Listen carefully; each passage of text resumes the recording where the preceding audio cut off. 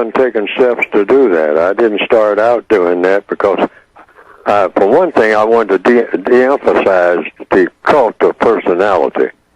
I started out telling people that for what I'm trying to do, it works for some people for what they're saying, but for what I'm trying to say, I'm trying to direct people to cause and effect.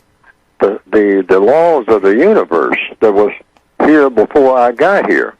Cause and effect. That's all it is. You have a cause for something. Something causes something to happen.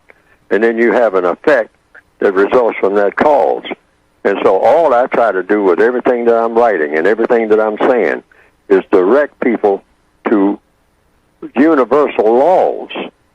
I mean, of what works best and what doesn't.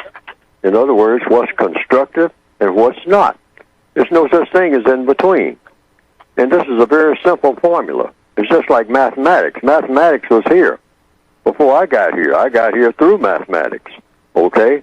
So it's not Neely Fuller.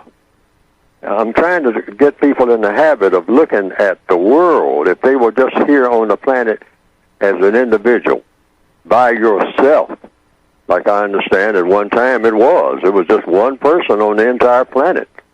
One person by himself. I understand it was a male. And then later on a female was added, according to Christian theology, I have been told. But that meant that they had to function every day with nobody else because there's nobody else here. So everything that I have written, I've directed it to the individual person.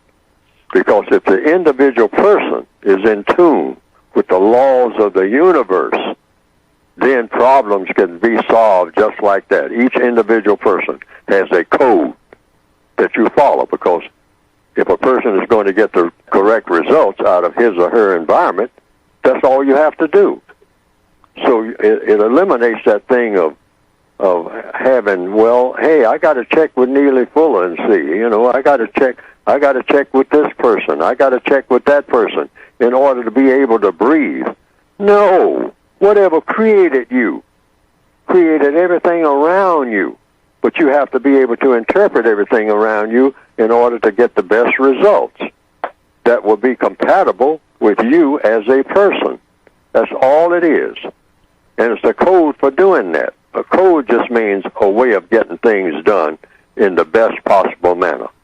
Or, if you have ill intent, in the worst possible manner, like the white supremacists do. All right? So I came up with what I call the Compensatory Code.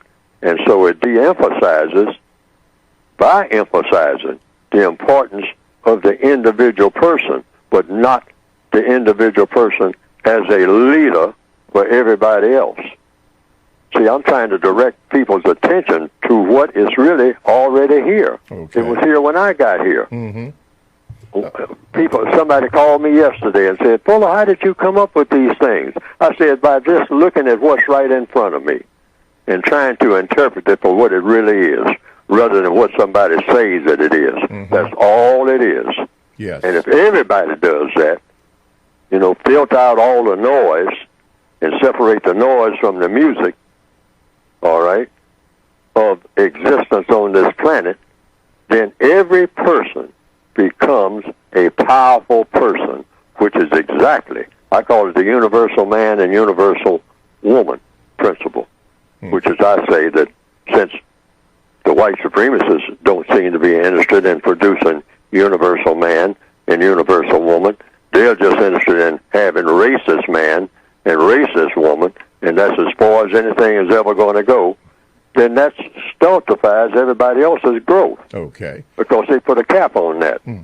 So the whole idea is the individual is supposed to be able to function anywhere in the universe with maximum efficiency. I think that's a beautiful idea. All right. That is the essence of beauty.